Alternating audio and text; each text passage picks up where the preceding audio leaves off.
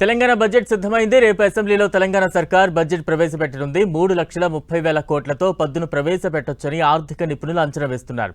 శాఖల వారీగా ఆర్థిక శాఖ మంత్రి భట్టి విక్రమార్క సమీక్ష నిర్వహించారు.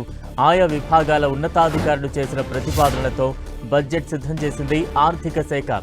శుక్రవారం ఉదయం 9 గంటలకు deputy CM Mallu Bhatti Vikramarka budget ప్రతులతో అసెంబ్లీకి రానున్నారు.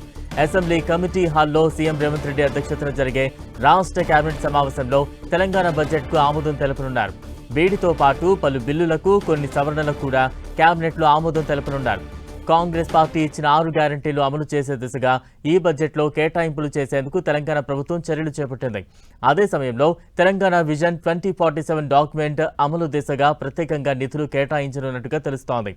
2026-27 వార్షిక సంవత్సరానికి ప్రవేశపెట్టే బడ్జెట్లో ఫ్యూచర్ సిటీ, మూసీ పునరుజ్జీవన పథకానికి, నీటిపారుదలకు, విద్య, skills university, young India residential schools, వైద్యానికి, స్పోర్ట్స్, ఇందిరమ్మ ఇళ్లు, మహిళలకు ప్రాధాన్యత ఇచ్చే అవకాశాలున్నాయి.